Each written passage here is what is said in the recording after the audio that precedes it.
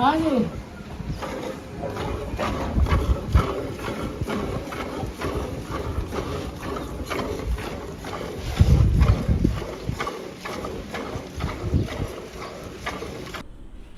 हाँ जी दोस्तों, अपनी एक नई वीडियो के नाल मैं औरंगजेब बेग तुहाडी खिदमत हाज़र हाँ।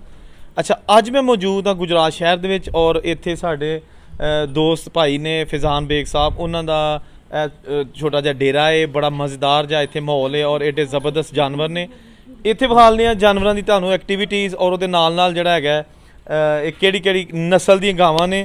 फिजान बेग साहब एक मिनट इधर आओ ना जी। तुहाडे कोल बड़ी अच्छी जी एक गाय हैगी है, की हैगी है जी? ये गाय जनाब आस्ट्रेलियन है तो असा ना एक मेरे दोस्त को ली सी, बड़ी अच्छी वो घर की ब्लीड है तो माशाल्लाह बड़ा अच्छा दुध दे रही है, 24-25 लीटर दुध दे थले इस वक्त एक गाय दे। अच्छा, तो ये तो बड़ी नायाब जी गाइयां मैनूं लगियां ने, तो तुहानूं कोई गाहक नहीं कहता कि वेच छड़ो? जी बड़े बंदे पुछते हैं, लेकिन साडा अपना शौक है, अस अपने घर वास्ते रखी। अच्छा, मैं भी कोशिश करना कि थले बह के ते कोई धार कड्ढां, क्योंकि मैनूं पता तो नहीं, लेकिन की कहते ने कोशिश करनी चाहिए, ये साडी सकाफत है, साडा कल्चर है। अच्छा, मैनूं दसो कि तुहानूं ज़मींदारी दा शौक और जेह्ड़े मतलब मझां ने, मझ केह्ड़ी हैगी है? मझ मेरे को जे जनाब इसलिए रावी दी है बुरी। अच्छा, तो गायें जड़ियाँ ने आस्ट्रेलियन ने, ये फ्रीजियन ने, आस्ट्रेलियन ने, तो दोवें माशाल्लाह बड़ियां अच्छियां ने, साऊ ने, तो काफ़ी देर दियां रखियां ने, बजुर्गों तो आ रही ने, असी कोई ये नवा नहीं किया, शुरू तो करने आप।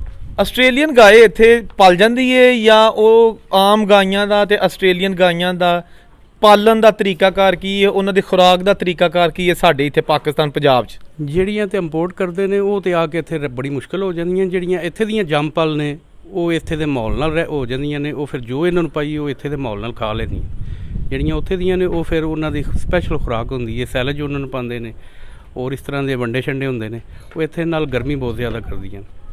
ਅੱਛਾ, ਤੇ ਜਿਹੜੀ ਆਸਟ੍ਰੇਲੀਅਨ ਗਾਏ ਹੁੰਦੀ ਹੈ ਉਹ ਨਾਰਮਲ ਉਹਦੀ ਕੀਮਤ ਕਿੱਥੋਂ ਤੱਕ ਹੁੰਦੀ ਹੈ, ਜ਼ਿਆਦਾ ਤੋਂ ਜ਼ਿਆਦਾ ਕਿੰਨੀ ਤੁਸੀਂ ਸੁਣੀ ਵੇਖੀ? ਜੀ ਇਹ ਤਕਰੀਬਨ 2 ਲੱਖ ਤੋਂ ਲੈ ਕੇ ਤੇ 7-7 ਲੱਖ 10-10 ਲੱਖ ਦੀ ਇੱਕ ਗਾਏ ਹੈ। ਅੱਛਾ, ਤੇ ਇਸ ਦੇ ਬਾਵਜੂਦ ਲੋਕਾਂ ਦੀ ਕੋਸ਼ਿਸ਼ ਹੁੰਦੀ ਹੈ ਕਿ ਆਸਟ੍ਰੇਲੀਅਨ ਹੀ ਰੱਖੀਏ ਜਾਂ ਦੇਸੀ ਵੀ ਪਾਕਿਸਤਾਨੀ ਗਾਈਆਂ ਵੀ ਅੱਛੀਆਂ ਹੈ ਨੇ? पाकिस्तान साहिवाल गाय अच्छी है, लेकिन दुध की मिकदार नालों गोश्त की मिकदार नालों आस्ट्रेलियन ज़्यादा अच्छियां ने, दुध बहुत ज़्यादा देंदियां ने। एक इन्हां च ये वे कि खुराक भी जिस तरह की इन्हां पावे खा लैंदियां ने, तो इन्हां नूं गर्मी जिहड़ी वो ज़रा ज़्यादा करदी है। साडे इत्थे दीयां गावां जिहड़ियां ने साहिवाल दियां ने, वो बारिश तो पानी तो बड़ा ना ज़रा हो जाए तो फिर दुध नहीं देंदियां उस तरह, ये ज़्यादा देंदियां ने उन्हां दी मिकदार नाल। अच्छा, तो गाय की दुध का जिहड़ा हुंदा है मार्केट, यानी गाय का दुध जिहड़ा मार्केट उहदी है, गाहक उहदा है, किस काम आंदा? जी गाय दुध पूरा कर रही है, मझां दा ते इन्ना दुध ही नहीं जिहड़ा मझां पूरियां कर सकण, लेकिन गाय का दुध जिहड़ा ना इंसान वास्ते सब तो अच्छा गाय का दुध है, इहदे च फैट बहुत घट हुंदी है। मझ का दुध जिहड़ा है वो बंदे जिहड़े ने वो ज़्यादा फैट वाले वो बंदे पी सकते हैं जिहड़े मेहनत मुशक्कत करते हैं। आम बंदा वो पीएगा तो उन्होंने उसका नुकसान भी हो सकता है, दिल का मर्ज भी हो सकता है, और भी काफ़ी सारियां बीमारियां हो सकती हैं। इस वास्ते मेरा ख्याल है बच्चों को गाय का दुध डॉक्टर भी रैफर करते हैं, मेरा हाजमा जल्दी हो जाता है। जी बिल्कुल, इस वास्ते हल्का दुध होंदा है। अच्छा, तो इस तो इलावा तुहाडी जिहड़ी हैगी है एक किदों दा डेरा बनाया दा चलदा आ रहा बाप दादा? जी ये बाप दादा तो चलता आ रहा, साडी इहदे च कोई ऐसी कोई ना खास काम नहीं है, सारा बजुर्गों ने कीता कराया। ਤੇ ਇਹ ਜਿਹੜੀ ਜਗ੍ਹਾ ਤੇ ਤੁਸੀਂ ਡੇਰਾ ਬਣਾਇਆ ਹੈ ਇਹ ਸ਼ਹਿਰ ਦਾ ਇੱਕ ਮੇਨ ਏਰੀਆ, ਸ਼ਹਿਰ ਚਾਰ ਸਵੇਰੇ ਸ਼ਹਿਰ ਵਿੱਚ ਤੁਸੀਂ ਡੇਰਾ ਬਣਾਇਆ, ਤੇ ਇਹ ਡੇਰਾ ਲੋਕਾਂ ਦੇ ਅਮੂਮਨ ਸ਼ਹਿਰਾਂ ਤੋਂ ਬਾਹਰ ਹੁੰਦੇ ਨੇ, ਇਹ ਜਗ੍ਹਾ ਐਡੀ ਕੀਮਤੀ ਹੈ ਤੇ ਤੁਸੀਂ ਡੇਰਾ ਹੀ ਇੱਥੇ ਬਣਾਇਆ? ਜੀ ਇਹ ਪਹਿਲਾਂ ਸਾਡਾ ਵੀ ਸ਼ਹਿਰ ਤੋਂ ਬਾਹਰ ਹੀ ਸੀ, ਹੁਣ ਇਹ ਸ਼ਹਿਰ ਦੇ ਅੰਦਰ ਆ ਗਿਆ, ਸਮਝ ਆਈ। ਪਹਿਲੇ ਤੇ ਅਸੀਂ ਵੀ ਸ਼ਹਿਰ ਦੇ ਵਿੱਚ ਰਹਿੰਦੇ ਸਾਂ, ਹੁਣ ਇਹ ਬਿਲਕੁਲ ਇਹ ਸ਼ਹਿਰ ਜਿਹੜਾ ਆਬਾਦੀ ਜ਼ਿਆਦਾ ਹੋ ਗਈ ਹੈ, ਫਿਰ ਇਹ ਸਾਡੇ ਡੇਰੇ ਦੇ ਬਿਲਕੁਲ ਆਲੇ ਦੁਆਲੇ ਸਾਰੇ ਮਕਾਨ ਬਣ ਗਏ ਨੇ, ਰਿਹਾਇਸ਼ਾਂ ਹੋ ਗਈਆਂ ਨੇ, ਹੁਣ ਸਿਰਫ ਸਾਡਾ ਡੇਰਾ ਹੀ ਰਹਿ ਗਿਆ, ਬਾਕੀ ਲੋਕਾਂ ਦੇ ਰਿਹਾਇਸ਼ਾਂ ਹੀ ਨੇ।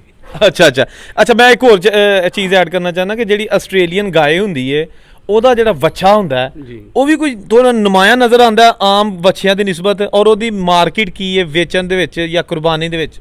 ਸਾਡੇ ਇੱਥੇ ਜਿਹੜਾ ਗੋਸ਼ਤ ਦੇ ਹਿਸਾਬ ਨਾਲ ਤੇ ਜਿਹੜਾ ਆਸਟ੍ਰੇਲੀਅਨ ਵੱਛਾ ਹੈ, ਗੋਸ਼ਤ ਦੇ ਹਿਸਾਬ ਨਾਲ ਉਹਦਾ ਵਜ਼ਨ ਬਹੁਤ ਜ਼ਿਆਦਾ ਹੁੰਦਾ, ਖੂਬਸੂਰਤੀ ਇੰਨੀ ਨਹੀਂ ਹੁੰਦੀ। ਖੂਬਸੂਰਤ ਜ਼ਿਆਦਾ ਸਾਹੀਵਾਲ ਦਾ ਹੁੰਦਾ ਕਿ ਉਹਦੀ ਕੁਆਨ ਹੁੰਦੀ ਹੈ, ਉਹਦੀ ਸ਼ੇਪ ਬਣਦੀ ਹੈ, ਇਹਦੀ ਇੰਨੀ ਸ਼ੇਪ ਨਹੀਂ ਬਣਦੀ, ਲੇਕਿਨ ਇਹ ਮਜ਼ਬੂਤੀ ਆਲੂ ਇਹ ਜ਼ਿਆਦਾ ਹੈ।